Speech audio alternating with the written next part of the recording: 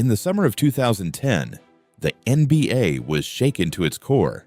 LeBron James stood on a stage in Miami, surrounded by smoke machines and laser lights, and promised the world not one, not two, not three championships.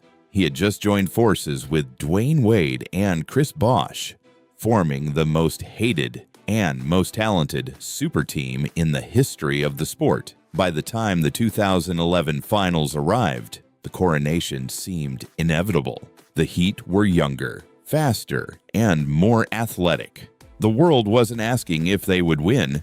They were asking how many years the Heat would rule the league. But standing in their way was a team the media had already written off as too old. The Dallas Mavericks were a collection of veterans that many thought were past their prime. Their superstar, Dirk Nowitzki, was 32 years old and labeled a choker who simply couldn't win the big one. He was surrounded by a cast of misfit veterans, like 38-year-old Jason Kidd, a defensive anchor in Tyson Chandler, and a bench spark plug in Jason Terry. It was supposed to be a sweep, a Hollywood ending for the King. Instead, it became the blueprint for how to break a legend. How did a group of old men dismantle the most powerful trio in basketball? It wasn't just Dirk's legendary scoring. It was a tactical masterclass by coach Rick Carlisle that exposed the super team's hidden flaws. First, the Mavs utilized a zone defense that the Heat simply weren't prepared for. In 2011, LeBron's biggest weakness was his jump shot. By sitting in a 2-3 zone and clogging the paint, Dallas dared LeBron to beat them from the outside. They took away his ability to drive, taking away the rim, and for the first time in his career, the King looked completely human.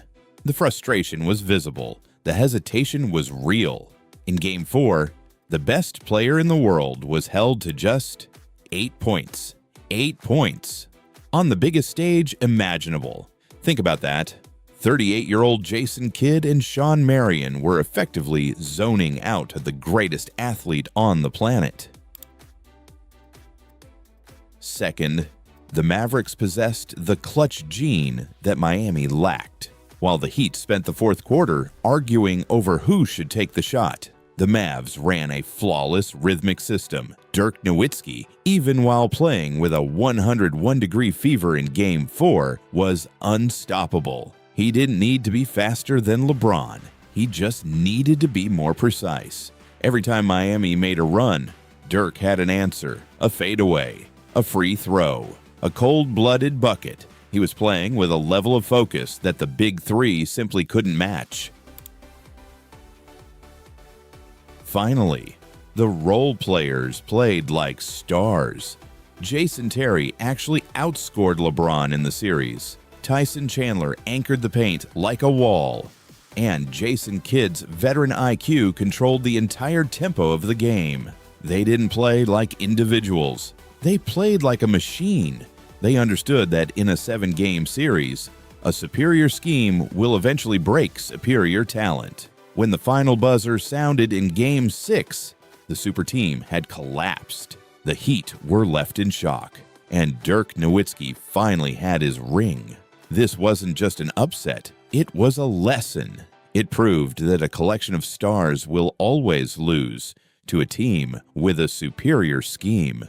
The 2011 Mavericks didn't just win a trophy, they changed the way we look at greatness. They proved that the blueprint matters more than the names on the back of the jerseys. Was this the greatest upset in NBA history? Or did the Heat just choke? Let us know in the comments. Subscribe to Schem Sports for more.